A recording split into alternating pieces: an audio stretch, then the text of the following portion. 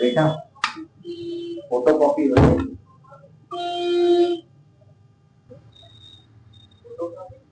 बिल्कुल हो जाएगी। बैठिए अंकल।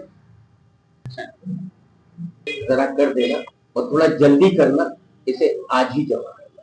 अरे ये तो मकान के ट्रांसफर सर्टिफिकेट है अंकल। क्या बात है अंकल, सब ठीक तो है? ठीक तो कुछ भी नहीं, ये बेबस बाप की मजबूरी है, क्योंकि ठीक होने में और मजबूरी होने में बहुत बड़ा फर्क है। क्या है बेटा कि तुम्हारे जैसी ही मेरी एक औलाद,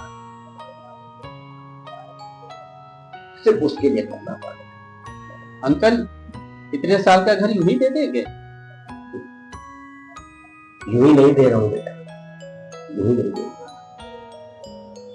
क्या है, ये जो मकान है मैंने अपने बुढ़ापे के लिए रखा और सोचा था कि जब मेरी औलाद बड़ी हो जाएगी और सही मायने में उसे इस मकान की जरूरत होगी, वक्त और हालात उसे इस मकान को लेने के लिए मजबूर कर दें, तब मैं उसे खुद अपनी मर्जी से मकान को देता। मेरी जो नाशुक्री औलाद है ना, उसने मुझे मजबूर कर दिया इस मकान को।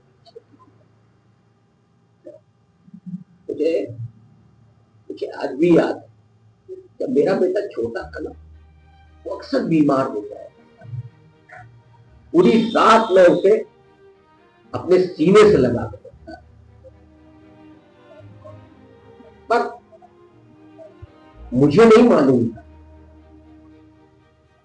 कि मैं सांप को दूध पिला। हम बुजुर्ग ना ये भूल जाते हैं कि बुढ़ापे की प्लानिंग में और रियलिटी में बहुत बड़ा फर्क होता है।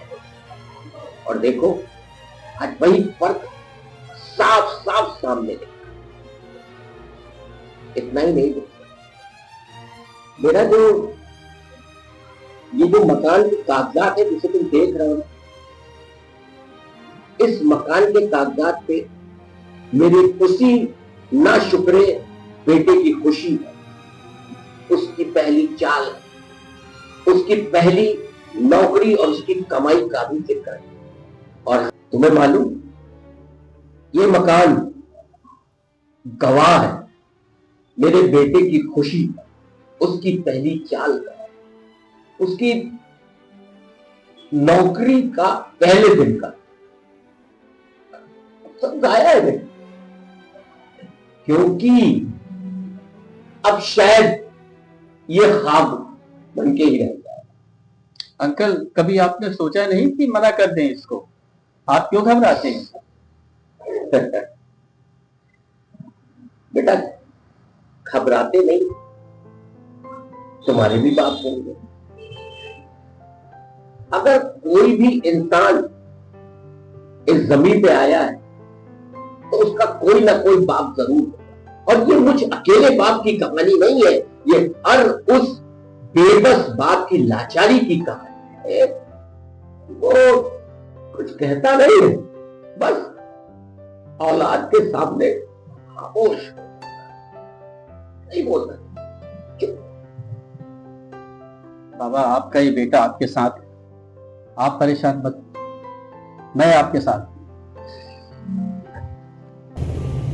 अंकल लीजिए मकान की फोटोकॉपी, लेकिन मैं कह रहा हूँ एक बार फिर सोच लीजिए। ये लीजिए।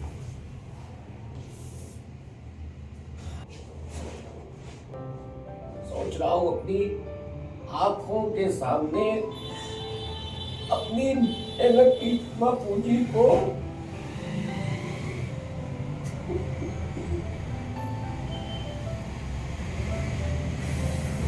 जैसे ये मकान गवाह था ना, वैसे आज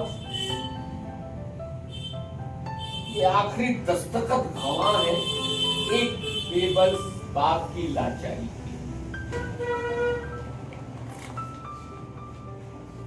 बेटा इसके कितने पैसे?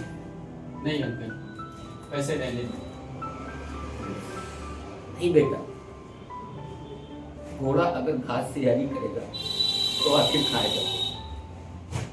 इसे रख लो। अगर आपका लड़का होता तो क्या आज आपसे पैसे लेता?